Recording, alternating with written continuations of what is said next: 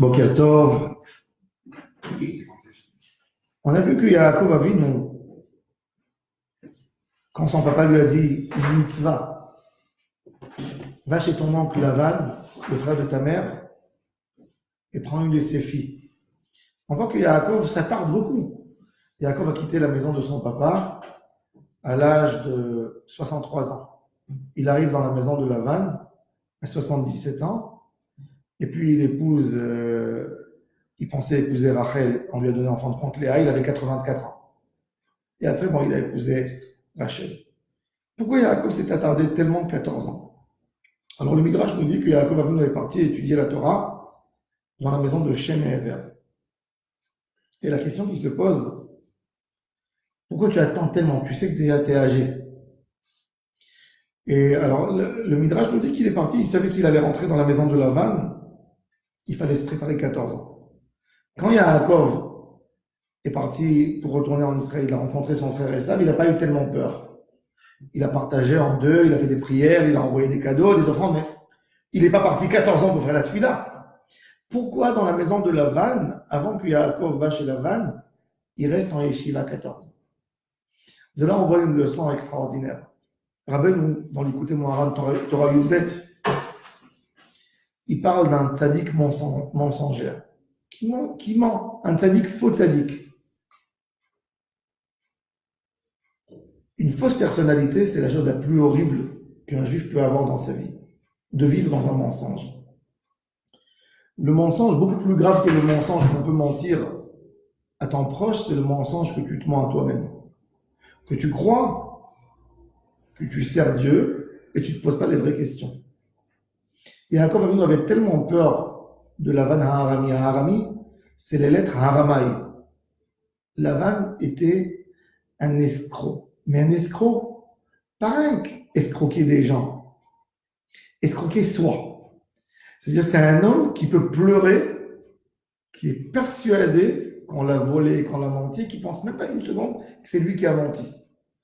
Après, quand il a escroqué son gendre, Yaakov, ses filles, pendant 20 ans, et Yaakov, on a ras-le-bol, et il s'en va, quand Lavan le rencontre, court derrière lui comme s'il lui a volé quelque chose, et il lui crie, il l'accuse de voleur.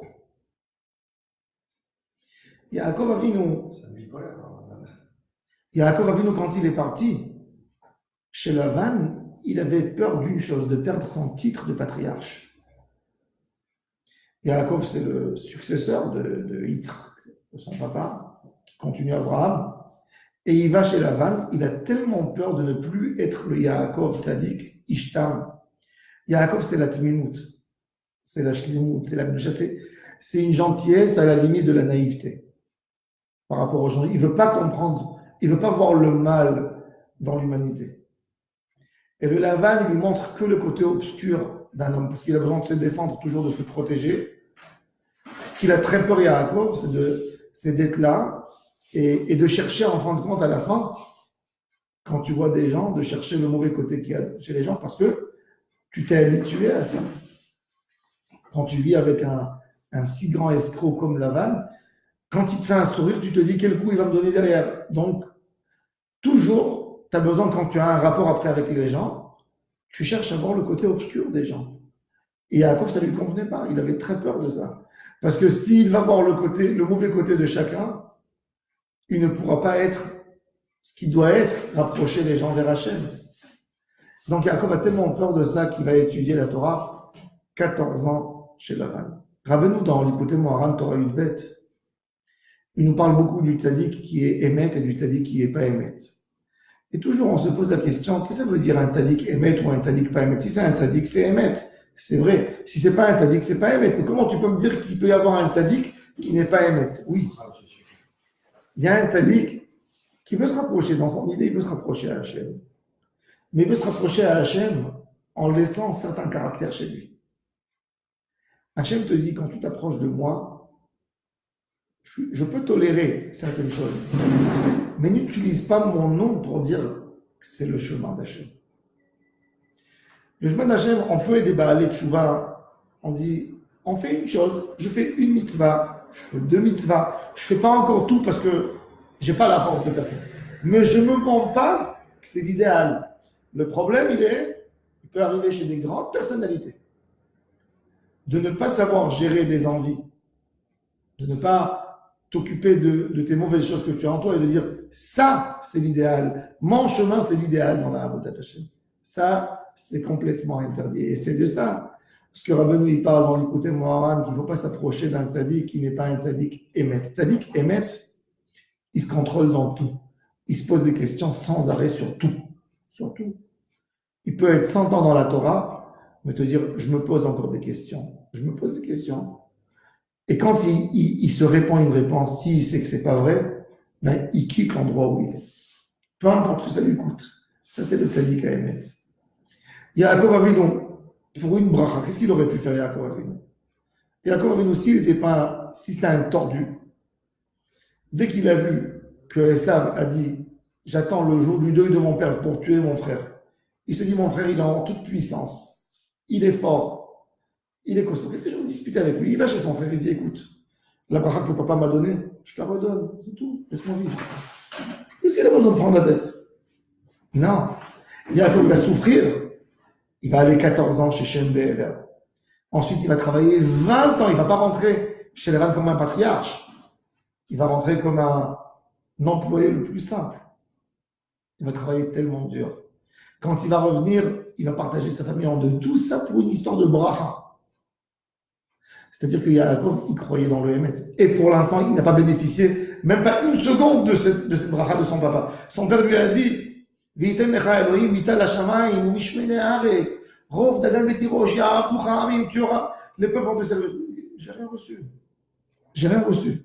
Mais je sais que c'est un Hémet, je vais le recevoir un jour. Je vais me battre jusqu'à ma dernière respiration pour obtenir cette bracha. Ça, c'est le tzaddik à Hémet. Ça, c'est le Hémet et Yaakov. Je ne cherche pas mon plaisir d'aujourd'hui. Je peux me reposer. Si Yaakov voulait, il aurait pu calmer l'histoire avec Esav. En rien du tout. Il aurait dit à Esav, tout est à toi, laisse-moi tranquille. T'es l'aîné, lui embrasser la main. Non. Yaakov, il ne fait pas ça. Ça, c'est le Hémet. Ça, c'est le tzaddik à Hémet. Rabbeinu, il explique dans l'Écouter Moharan que quand Yaakov a vu Rachel, il a pleuré. Et pourquoi il a pleuré? Il dit Rabbeinu que Yaakov Avinu a pleuré sur la déformation de la Torah qui va se faire. Lavan symbolise la galoute, le Ikar de la galoute. Quand on fait dans le Tikkun Chatzot, on a Tikkun Rachel et Tikkun Léa. Rachel, c'est celle qui exprime le manque. Elle est fine, elle est belle. C'était elle le zivouk de Yaakov dans sa Neshama. Il était attaché à Rachel. Et Yaakov, il pleure parce qu'il sait, il dit à Rachel, on va essayer de se mélanger dans notre couple, de détruire notre amour. En fait, Réhouven qui est né chez Léa, ça devait être Yosef, qui est né de Rachel, puisque Yaakov, tout ce qu'il est parti chez Lavan, il est parti pour Rachel, pour son zivouk, son vrai zivouk. Mais tout ce qui se perturbe, bon, c'est vrai qu'en fin de compte, Yaakov, il a eu 12 tribus, c'est venu, il y a eu Léa, il y a eu toute l'histoire, il y a eu Bila, il y a eu Zilpa, mais le Ikar de Yaakov, c'est Rachel, et les Toledot de Yaakov, Yosef. C'est Yosef Hatzadik. Mais pour avoir ce Yosef, Yaakov, il montre à Rachel, il pleure. Combien, quand il voit Rachel, il dit à Rachel, tu es ma femme, mais combien on va passer ensemble pour avoir un enfant? Tu verras combien, ce qu'on va passer dans la vie. Et ça, c'est le tzaddik à Hémet qui se cherche. Mais il dit, je mets devant moi un but. Je sais, je vais passer beaucoup de choses pour arriver là-bas. Mais ça prendra ce que ça prendra. Mais j'arriverai à mon Hémet à la fin. J'arriverai à Yosef. Le but de Yaakov, c'est j'arriverai à Yosef. Et il dit, il pleure. Le Midrash, il nous dit, Yaakov Avinu, il dit à Rachel, tu sais, pour être proche du Hémet, on paye un prix très cher. Tu ne seras même pas posé à mes côtés. On ne se reposera pas à la fin ensemble. On va avoir des difficultés au début de notre amour. Parce qu'on va avoir des histoires, comme il lui a fait son père. La veille du mariage, il prend Léa, à la fin de la soirée, il fait rentrer Léa à la place de Rachel. Yaakov, il danse avec Rachel la nuit de son mariage, et finalement, le matin, quand il se lève, il voit Léa à côté de lui. C'est horrible. Mais Yaakov, il dit à Rachel, mais c'est même pas là. Ça va pas se finir ici. Il dit, je devrais t'enterrer. C'est-à-dire, quand les gens, ils vont dire un jour, ils vont dire Yaakov aimait Rachel, mais ils vont venir sur la tombe de Yaakov, ils ne vont pas voir Rachel à côté. Donc, ils vont dire, mais Yaakov n'aimait pas Rachel, en fait. La preuve, elle n'est pas à côté de lui.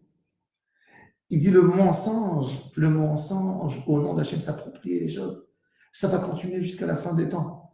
Rabbeinu, il explique que toute la rencontre de Yaakov et Rachel, c'est Yaakov qui pleure, Yaakov qui cherche toute sa vie le Emet, le titane Emet de Yaakov. Il vit dans un monde qui voit que des mensonges autour de lui. Il ne sait même pas comment lutter, il pleure. Mais il dit à la fin, il y a un Emet qui se fait. Il y a un Emet. Il faut savoir que dans la vie d'un homme, toute la Torah de Rabbeinu est basée que sur ça. Être courageux à chercher le Emet sans cesser, sans arrêter. Ne pas se dire, je suis arrivé, je suis satisfait de mon comportement. Pose-toi toujours des questions. Toujours pose-toi des questions. Ne rentre pas dans aucune forme, dans aucun cadre. Pose-toi toujours la question, est-ce que c'est vrai? Est-ce que c'est la vraie? Est-ce que je suis là? Il y a des gens qui, toute leur vie, c'est d'être casés. Alors, ils se cherchent une communauté, ils se cherchent un rave, ils disent, voilà, j'ai trouvé ma place, je suis là toute ma vie.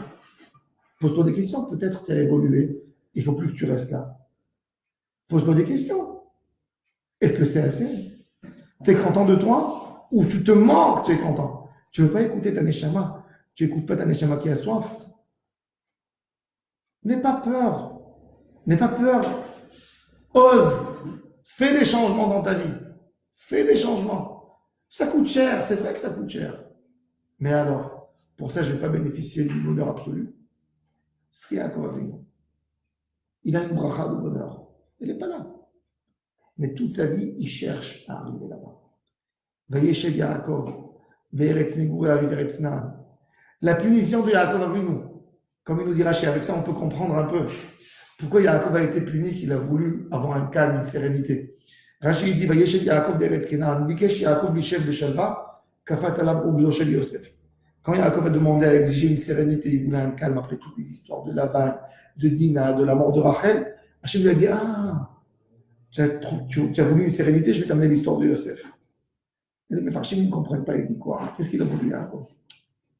Hachem dit à Yaakov, du moment que tu t'es fixé sur quelque chose, Kafat Alav Ugzo Yosef, le tzaddik, il ne se fixe dans rien. Même dans la Avodat Hachem, tous les jours, pose-toi la question, est-ce que je ne peux pas évoluer encore? Toute la Torah de Rabbeinu dans l'écoute Moharan, c'est que ça. Les Yitradesh, ne pas être vieux. Être vieux, c'est de recevoir une réalité d'une vie. Ça, c'est d'être vieux. Le manque du ridouche dans notre Avodat Hashem, c'est le plus grand malheur qu'un homme peut avoir. Quand un homme, cette fille-là devient une routine. Quand un homme ne trouve plus des larmes à verser quand il prie à Hashem, il a un vrai problème dans cette fille-là. Si tu n'arrives pas à pleurer, si tu n'arrives pas à être ému, si tu n'as pas des frissons quand tu fais la tefila, pose-toi des questions. Pourquoi je n'arrive pas là? C'est ce qu'il dit David Amelech, Eric Panera Hashem Avakesh. Tout le Teilim, c'est il attaque chaque fois d'une autre manière l'amour d'Hachem. Il cherche Hachem. David Amelech, c'est quelqu'un qui cherche Hachem jusqu'au 100 derniers jours. Jusqu'à sa dernière respiration, il se pose la question. Loulé, Eman, Tedirot, Betou, Hachem, Beretrim. Peut-être je n'aurai pas là-bas. Peut-être je ne mériterai pas. Peut-être c'est. Tout le temps, il se pose des questions. Ça, c'est le tzaddik, ça, c'est le Oved Hashem. Ça, c'est Yaakov Avinu, Shalem Sheba Avot, la Shlemut. Comme il a dit le rabbi de Kotsk, il a dit En lecha davar yoter shalem, milev nishbar. Tu n'as pas quelque chose de plus complet, de plus entier qu'un cœur brisé. Un cœur brisé, il cherche quelque chose. Mais quand quelqu'un il pense qu'il est dans la Shlemut, qu'il est dans le bonheur absolu, il ne cherchera jamais plus loin. Toute la Torah, c'est de chercher, continuer à chercher. Comme Kadosh Baruch Hu dit, on dit dans la Alenu le Shaber, Ve'adata hayom va'ashevot ha'elevavecha. Hayom, tous les jours tu dois chercher. Tous les jours tu dois recevoir de nouveau. Va'ashevot, tous les jours. C'est une autre recherche à Hachem Barach. Chaque jour on découvre Hachem dans un autre niveau. Et si on se contente dans la place où on est, on reste là. On ne bouge plus. Les malachim, ils ont un niveau de Gdusha. Mais en quoi ils sont moins que l'homme, c'est qu'ils n'évoluent pas.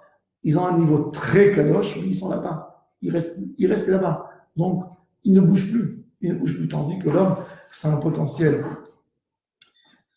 Le Midrash, il nous dit, pourquoi quand un homme naît, on chante, et quand il meurt, on pleure? On aurait dû faire le contraire. Quand un homme naît, on ne sait pas ce qui va passer dans sa vie. Quelle épreuve il va passer? Peut-être c'est un homme qui va être malade dans sa vie, peut-être il va être pauvre, peut-être il va souffrir dans son couple, etc., etc. Pourquoi on est joyeux le jour de la Brit Mila? On aurait dû pleurer. Et quand un homme mourrait, on devrait applaudir, on devrait dire, il s'est acheté une belle maison et tout le monde applaudit. Il a eu une belle femme et gentille femme, tout le monde applaudit. Il a eu autant des enfants, tout le monde applaudit. Pourquoi on pleure? Alors le Midrash, d'après ce que moi j'ai compris dans le Midrash, c'est que quand un enfant naît, en est content, il a un potentiel. En fait, le potentiel qui est en lui. Quand l'homme meurt, on pleure le manque de potentiel. Ça y est, il n'y a plus un potentiel.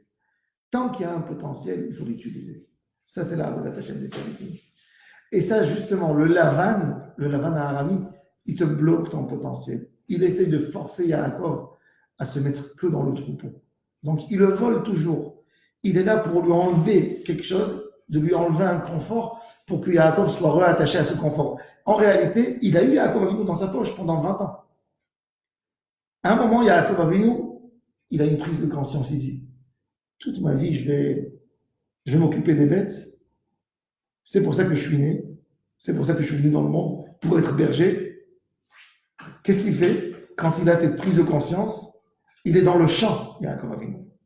Il a très peur que quand il va rentrer à la maison, il va y avoir une pression du côté de sa femme, de ses femmes et de ses enfants de rester. Papa, écoute, tu as une bonne situation. Qu'est-ce qu'on va maintenant sentir? Qu'est-ce qu'il fait? Il appelle Rachel et Léa dans le champ pour qu'elles ne soient pas attachées au mur de leur maison. Ils ont une maison. Il dit, quoi, tu veux que je quitte? Regarde comment je suis bien. Qu'est-ce que je vais aller maintenant dans le champ? Il leur fait un moussard et là, ils lui disent, on n'a plus rien à chercher dans la maison de notre père. Yaakov Avinu dans son Hémet, dès qu'il a découvert son Hémet, tout de suite, il a dit, je retourne dans mes messages, j'attends même pas le soir pour rentrer à la maison parler avec ma femme. Tout de suite, le Hémet, ça c'est le Tzadik. Il cherche tout de suite à changer. Il n'attend rien du tout, il n'attend pas un moment. Hashem yeh be'ezrenu, שנזכה כולנו, שנזכה להיות באמת, נזכה להיות דבוקים בצדיק האמת. תיתן אמת ליעקב, qu'on soit dans ce אמת בעזרת השם, qu'on n'ait pas peur de poser les bonnes questions et de se dire les bonnes réponses. Amen, amen. Je vous souhaite à tous et à toutes une excellente journée.